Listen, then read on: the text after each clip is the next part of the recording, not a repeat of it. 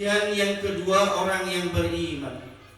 Kemudian ujian yang ketiga orang yang beriman, kata Ibnu Athaillah adalah bahwa orang yang beriman kelak suatu saat akan diuji dengan kesulitan, kesusahan, bala dan musibah.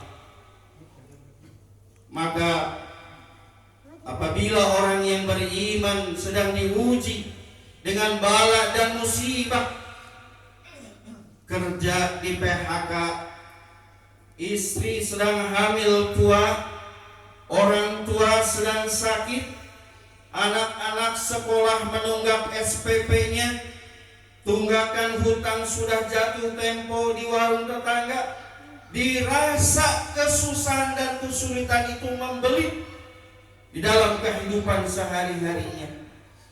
Pokoknya susah hidupnya. Hadirin jamaah sholat Jumat yang sama-sama dimuliakan Allah Subhanahu wa taala. Bila ujian, kesusahan, kesulitan tersebut terjadi pada diri kita, suatu saat terjadi pada diri kita ujian tersebut, maka segera landasi dengan sabar dan tabah kepada Allah Subhanahu wa taala. Landasi ujian, kesusahan, kesulitan itu, landasi kunci dengan kesabaran dan ketabahan kepada Allah Subhanahu wa taala.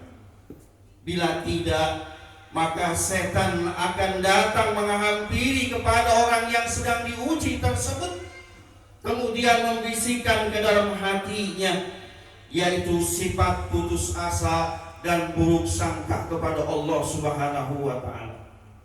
Maka apabila itu terjadi, gugurlah ujian tersebut, rusaklah ujian tersebut. Hadirin jamaah sholat Jumat yang sama-sama dimuliakan Allah Subhanahu wa taala.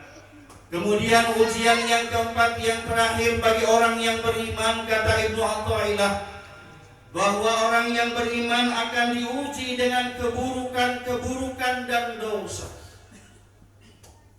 Orang yang mengaku beriman akan diuji dengan keburukan-keburukan dan dosa.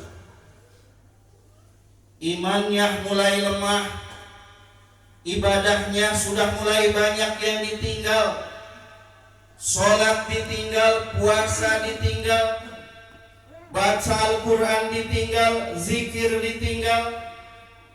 Yang dia kerjakan saat diuji itu adalah berjudi, mabuk-mabukan, dan lain-lain sebagainya keburukan. Pokoknya sedang diselimuti dengan keburukan dan dosa. Jamaah sholat Jumat yang sama-sama dimuliakan Allah Subhanahu wa taala. Bila ujian tersebut menimpa pada diri kita, bila ujian keburukan dan dosa itu terjadi pada diri kita, maka segera landasi dengan banyak bertobat dan beristighfar, kemudian insaf dan sadar. Bila tidak, maka akan datang setan menghampiri orang yang sedang diuji keburukan dan dosa itu, yaitu membisikkan rayuan, tipu daya, jebakan, agar orang yang diuji tersebut semakin sesat, semakin tercelaka di dalam kehidupannya. Kalau sudah begitu, maka gugurlah, maka rusaklah ujian tersebut. Hadirin jamaah sholat Jumat yang sama-sama dimuliakan Allah Subhanahu wa taala. Itulah gambaran ringkas dari tema kita, yaitu ujian hidup orang yang beriman. Kita berdoa kepada Allah Subhanahu wa taala, mudah-mudahan kita diselamatkan dari semua ujian-ujian tersebut. Semoga Allah Subhanahu wa taala mengistiqomahkan iman kita. Semoga Allah Subhanahu wa taala mengistiqomahkan ibadah kita. Semoga Allah Subhanahu wa taala mengistiqomahkan amal-amal soleh, amal-amal kebaikan kita, meskipun amal itu kecil dan remeh. Barakallahu wa lakum fil Qur'anil azim, wa naf'ani wa iyyakum bima fihi minal ayati wa dzikril hakim, wa taqabbala minkum tilawatahu innahu wal ghafurur rahim.